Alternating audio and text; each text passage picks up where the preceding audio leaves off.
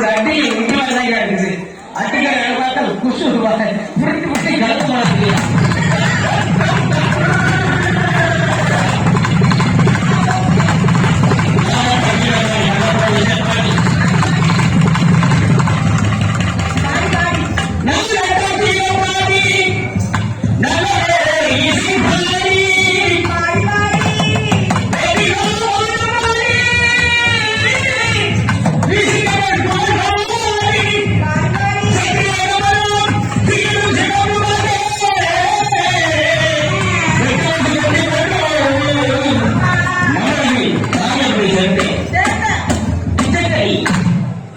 கனியிலேயே சிறந்த கனி பிச்சைக்கறி.